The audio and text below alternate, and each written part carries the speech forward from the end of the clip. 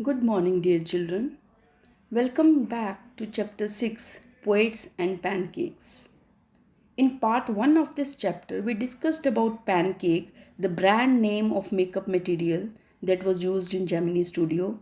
We also discussed about Makeup Room, which had a look of hair cutting salon, makeup department headed by people from different states and cultures, giving a good example of national integration. We also talked about the hierarchy maintained in the department, and we ended with the mention of office boy who entered the studio with the hope of becoming a star actor or a screenwriter, director, or lyrics writer. So let's continue the chapter. Here it is, second paragraph. In those days, I worked in a cubicle, two sides of which were French windows. I didn't know at that time they were called French windows. Seeing me sitting at my desk tearing up newspapers day in and day out, most people thought I was doing next to nothing. It is likely that the boss thought likewise too. So, anyone who felt I should be given some occupation would barge into my cubicle. Sorry, would barge into my cubicle and deliver an extended lecture. The cubicle is a small area in a room which is partitioned, and French windows means two sides of that partitioned room is made of glass, which will work as window or door. So I here refers to Ashoka Mitran, who is narrating us the story. He used to work in the cubicle in the Gemini studio, and as usual, his work was to cut out the newspaper clippings and put it in a file. So everybody in the Gemini studio thinks that he is good for nothing. Even the boss feels like that. So whosoever gets the opportunity to enter into his cabin, barge here means to enter into somebody's house or in the cabin or in somebody's area without being invited. So, whosoever finds the opportunity, he enters into his cabin and delivers him a long lecture. Coming to the next. The boy in the makeup department had decided I should be enlightened on how great literary talent was being allowed to go waste in a department fit only for barbers and perverts. Soon I was praying for crowd shooting all the time. Nothing short of it could save me from his epics. Now, the boy here refers to the office boy. Now, because office boy feels that he has not got the job in the Gemini studio according to his talent. So he used to enter into his cabin and share his views that his talent, office boy's talent, is being wasted in the makeup department, which is meant only for barbers and perverts. Perverts are the people whose behavior is not acceptable. So anybody can do makeup work, but he is not meant for makeup. Soon this Ashoka Mitran used to pray for crowd shooting so that office boy remain busy and doesn't enter his cabin, and this way he can save himself from his long speeches. Coming to the next paragraph. In all instances of frustrations, you will always find the anger directed towards a single person openly or covertly. And this man of the makeup department was convinced that his woes, ignominy, and neglect were due to Kotha Mangalam Subbu. Subbu was the number 2 at Gemini Studio. Now, this man here refers to the office boy. Now, office boy was convinced that all his troubles woes means troubles, ignominy means disgrace. He is not getting honor in the Gemini studio, and neglect means he is being neglected. So, office boy feels that all his troubles, sufferings, disgrace, and neglect is just due to Kothamangalam Subbu, because he was at number 2 at the Gemini studio. So, whenever somebody is frustrated, he gives all his vent on the person whosoever comes in front. So, in the same way, he blames for all his sufferings to his blame goes towards the Kothamangalam Subbu. Next, he couldn't have had a more encouraging opening in films than our grown up makeup boy had.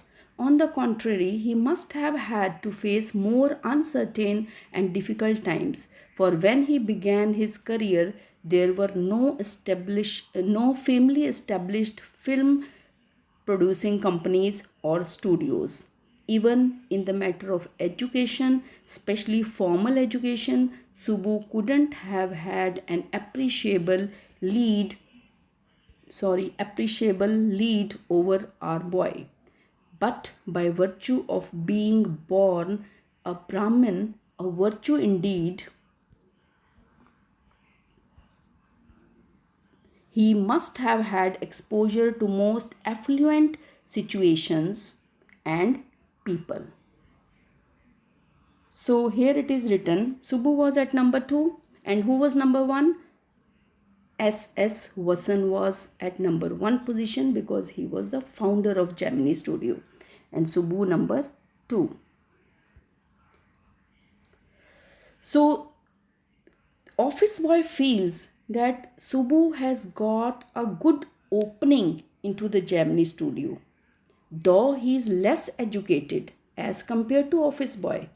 Subbu was less educated, but even then he was lucky enough to get a good position, especially number 2 position in this film industry. Now, next he thinks maybe Subbu was born in a Brahman family, a virtue. Here it means good luck. It was his good luck that he was born in a Brahman family. That's why he was associated with wealthy people. Affluent means wealthy people like S.S. Vasan.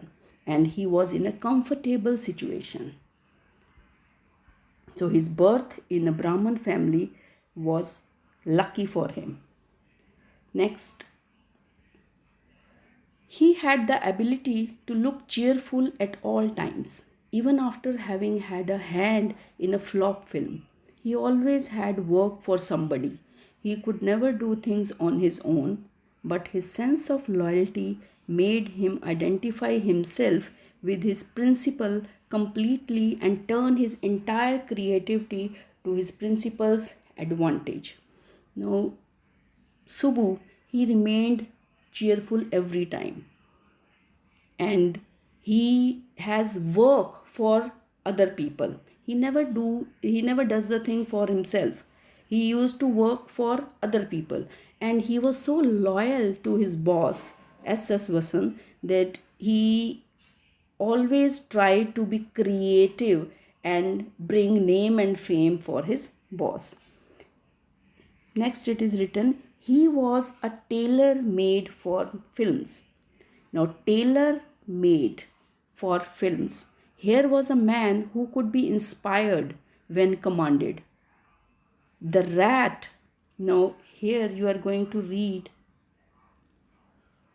a scene which Subbu has to create. The rat fights the tigress. Just imagine, rat fights the tigress underwater and kills her, but takes pity on the cubs and tends them lovingly. I don't know how to do the scene, the producer would say, and Subbu would come out with 4 ways of the rat pouring affection on its victims' offsprings. Good, but I am not sure it is effective enough, the producer would say, and in a minute, Subbu would come out with 14 more alternatives. So Subbu was tailor-made. Tailor-made means he was extremely fit for this job. He was perfect for this job. And next it is said that whatever scene comes in front of him, he was ready to come out with four ways. And if producer says that I am not happy with this scene, then he within a minute he was ready with the next 14 options. Next, filmmaking must have been and was so easy with a man like Subbu around, and if ever there was a man who gave direction and definition to Gemini Studios during its golden years, it was Subbu. Subbu had a separate identity as a poet, and though he was certainly capable of more complex and higher forms, he deliberately chose to address his poetry to the masses. So filmmaking must have been so easy with a man like Subbu. So when Subbu was there in the Gemini studio, filmmaking was very easy for the people over there. And during golden periods of Gemini studio, it was only Subbu who gave the direction to the films. Then it is said that Subbu had a identity, separate identity as a poet. So we have already read that he was a poet too. So Subbu was a good poet, but he has never used his poetry to put in the films. He used to do that for the masses only. He used to write the poetry for the public, not for the films. His success in films overshadowed and dwarfed his literary achievements, or so his critics felt. Now, his success in films overshadowed and dwarfed. Now, overshadows means his success in film was better, and dwarfed his literary achievements. Dwarfed means to seem small or insignificant. So, his literary achievements seem to be very small or unimportant as compared to his success in the films, as his critics says.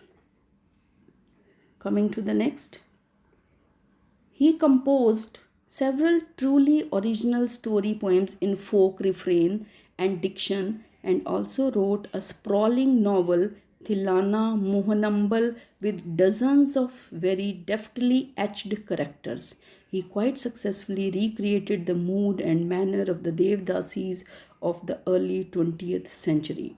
So it is written, he has composed story poems in folk, in cultural form, where he has used some cultural words. Diction means the use of word in the poetry. And he has also written sprawling novel. Sprawling here means detailed novel with the characters which were quite skilled. Next, he was an amazing actor. So we have read that he was having so many qualities. Now, next quality is he was an amazing actor. He never aspired to the lead roles, but whatever subsidiary role he played in any of the films, he performed better than the supposed main players. He had a genuine love for anyone he came across, and his house was a permanent residence for dozens of near and far relations and acquaintances. It seemed against Subbu's nature to be even conscious that he was feeding and supporting so many of them. So he was a very good actor as well, but he never played the lead role, the main roles. He was happy with the secondary role, and those secondary roles which were played by him was better than the lead role. And he has love for so many people. That's why his house was a residence of dozens of people. He gave shelter to so many people in his own house, and he never felt that why he is supporting so many people. This never came in his mind. Such a charitable and improvident man, and yet he had enemies. He was such a charitable man, always helping others, donating money to the others, and improvident means spending in a careless way. He used to spend money lavishly on the people, and yet he had enemies. Was it because he seemed so close and intimate with boss, or was it his general demeanor and that resembled a sycophant's, or his readiness to say nice things about everything? Now, such a charitable and improvident man who spends money on others, he had enemies. What was the reason behind that? Was he very close to the boss? That's why he had enemies? Or was his behavior was like that? His behavior matched with a sycophant. Now, sorry, sycophant is a person who does lot of flatterer we can say. But if I will use flatterer word, that will be a negative. If we take it positive, we can say he was excessively obedient for his boss. So was he very much obedient for his boss?